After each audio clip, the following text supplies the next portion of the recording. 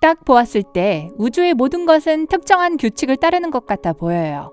행성들은 별 주위를 돌고 위성들은 행성 주위를 돌죠. 그쵸? 글쎄요, 항상 그런 건 아니에요.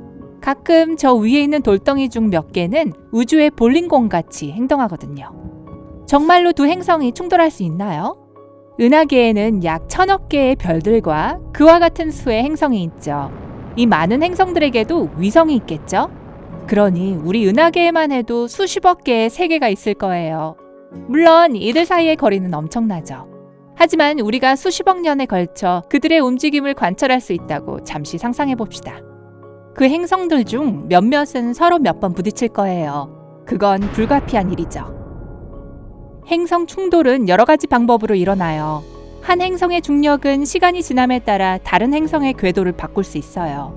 항성 주위에 있는 안정적인 행성의 궤도가 교차될 수도 있어요. 가끔은 여러 가지가 결합되어 항성계 행성들을 밖으로 내몰기도 하죠. 30억 년 후에는 수성의 궤도가 불안정해져서 태양계 내부 전체를 파괴시킬 가능성이 약간 있어요.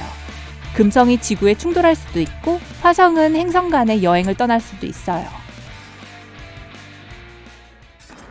행성 간 충돌은 항성계의 생애 처음 몇십억 년쯤에 일어날 가능성이 가장 높아요. 왜냐하면 그때는 아직 형성 중이고 많은 물체들이 서로 부딪힐 준비가 되어 떠다니거든요. 태양계가 형성된 직후에 화성만큼 큰 행성이 100개나 있었을 거예요. 이 단계에서 같은 크기인 두 개의 큰 행성 사이에서 충돌이 자주 일어날 수 있어요. 이 우주 사고들 중 하나에서는 어떤 일이 일어날까요? 다양한 일들이 일어날 수 있어요. 이상한 일에서부터 처참한 일까지요. 행성은 대기와 압력을 잃을 수 있어요. 그 안에 있는 모든 암석 물질과 함께 전체 표면이 벗겨질 수 있고요. 만약 작은 행성이 큰 행성에 부딪히게 된다면 즉시 모든 중력을 잃을 수 있어요.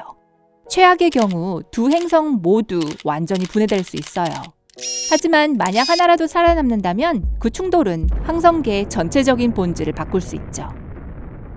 두 개의 바위 투성이의 행성이 충돌할 때 두 방울의 물이 합쳐지는 것처럼 더 큰 세상을 만들기 위해 보통 융합하게 돼요. 그 충격 때문에 이 불행한 생존자는 몇백만 년 동안 용암의 바다로 변했다가 다시 식어서 단단한 바위가 되죠. 새롭게 융합된 행성은 완전히 새로운 종류의 암석과 화학물질로 만들어질 수 있어요. 동시에 녹은 행성 위로 거대한 파편 구름이 피어오르죠. 그 모든 물질들은 결국 새로운 위성을 만들기 위해 뭉쳐질 거예요.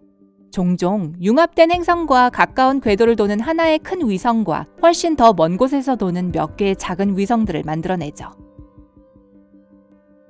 하지만 만약 바위 투성이의 행성이 가스상 거대 혹성을 덮친다면 결과는 조금 달라질 수 있어요. 우린 목성이 매우 강한 중력을 가지고 있다는 걸 알고 있죠. 그래서 이것이 초기에 존재하는 기간 동안 더 작지만 여전히 매우 큰 행성을 자기 쪽으로 끌어당겼을 가능성이 높아요. 전문가들은 무슨 일이 일어났을지에 대해 몇 가지 이론을 갖고 있죠. 만약 그게 직접적인 충돌이었다면 작은 행성은 아마도 목성의 대기를 화살처럼 뚫었을 거예요. 그건 가스상 거대 혹성의 핵을 들이받죠. 목성 내부의 화학물질은 핵과 대기 사이에 모두 섞이게 되고요. 하지만 전반적으로 목성은 별 피해 없이 그 작은 행성을 삼켜버리게 되었을 테죠. 하지만 그 작은 행성이 직접 부딪히기보다는 가스상 거대 혹성을 스친 것뿐이라면 아마 목성의 대기에 갇혀서 점차적으로 분해됐었을지도 몰라요. 놀랄 것도 없는 게 어느 경우든 작은 행성들의 상황은 훨씬 더 안 좋아졌어요. 그러나 바위 투성이의 행성과 가스상 거대 혹성과의 충돌은 여전히 흔적을 남겨요. 예를 들어 천왕성은 다른 행성에 비해 90도 각도로 옆으로 누워 태양의 궤도를 돌아요. 과학자들은 천왕성이 말 그대로 지구보다 2배 정도 큰 물체에 의해 충격을 받아 쓰러진 후 이렇게 되었다고 생각해요. 다른 행성 간 충돌은 없었나요?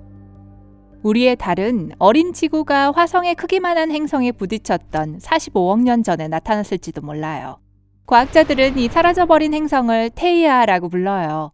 과학자들은 테이아가 지구만을 향해 있었다고 생각했죠. 하지만 현재 어떤 사람들은 두 행성이 정면으로 충돌했다고 말합니다. 태야는 순식간에 용암으로 변해버렸고 그 후 지구와 합쳐져서 하나의 큰 용암 덩어리가 되었어요.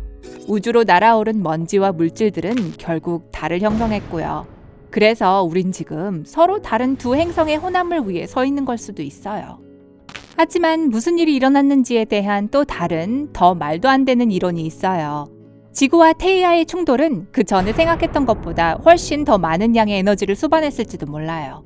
이것은 두 행성을 완전히 파괴할 수도 있는 것이었고요. 수증기 구름 외엔 아무것도 남아있지 않았죠. 이것은 시간이 지남에 따라 점점 두꺼워지고 차가워져서 결국 완전히 새로운 지구와 지구의 위성을 형성했다는 거예요. 같은 일이 화성에도 일어났어요. 오랫동안 전문가들은 화성의 두 위성인 포보스와 데이모스가 그저 이 붉은 행성에 엄청 가까이 떠도는 소행성일 뿐이라고 생각했죠. 이것들은 화성의 중력에 빨려 들어가서 결국 그 주위의 궤도를 돌게 되었다고요. 하지만 잡혀버린 소행성들은 종종 자신들을 붙잡은 행성으로부터 멀리 떨어져 있는 매우 이상하고 길게 뻗은 궤도를 갖고 있어요. 포보스와 데이모스는 화성과 매우 가까이 있고 거의 완벽한 원형의 궤도를 갖고 있어요. 이것은 종종 이 물체가 행성을 빙빙 돌던 먼지와 암석의 원반에서 형성되었다는 걸 말해주는 신호죠. 포보스와 데이모스가 우리의 달과 거의 같은 방식으로 나타났을 가능성이 있어요. 거대한 무언가가 젊은 화성을 강타했고 먼지 구름이 뭉쳐져서 두 개의 바위를 형성했을 거예요. 멀리 떨어진 명왕성의 세계에는 카론이라고 불리는 엄청나게 큰 위성과 4개의 보다 작은 위성이 있어요. 이 모두 거의 완벽한 원궤도를 갖고 있죠. 이 패턴은 화성과 지구와 동일하기 때문에 명왕성 또한 수십억 년 전에 또 다른 큰 바위와의 폭발적인 조우를 가졌을 거예요. 수성의 경우 비록 그에 못지않게 극적이긴 하지만 상황은 약간 달랐을지도 몰라요. 이 작은 회색 행성은 얇은 표면과 큰 행성의 핵을 갖고 있어요. 이로 인해 몇몇 과학자들은 한때 행성의 여러 층이 뜯어져 나가는 큰 충격을 경험했을지도 모른다고 생각했어요. 이 층들은 암석 물질들로서 종종 행성의 핵과 표면 사이에 채워져 있어요. 그래서 이론에 의하면 수성은 양파 껍질처럼 벗겨졌죠. 반면 금성은 위성이 하나도 없어요. 소행성으로부터 꽤 많은 양의 타격을 받았지만 그렇게 큰 건은 없었던 것 같아요. 그래서 궁극적으로 행성 충돌은 결국 모든 게 운에 달려 있어요.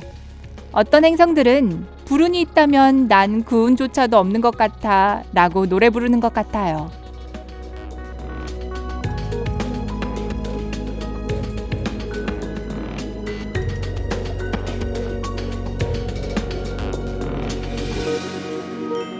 오늘 새로운 것을 배웠다면 이 영상에 좋아요를 주고 친구와 공유하세요. 여기 여러분이 좋아할 만한 다른 멋진 비디오들이 있습니다. 왼쪽 또는 오른쪽을 선택하고 삶의 밝은 면에 머무르세요.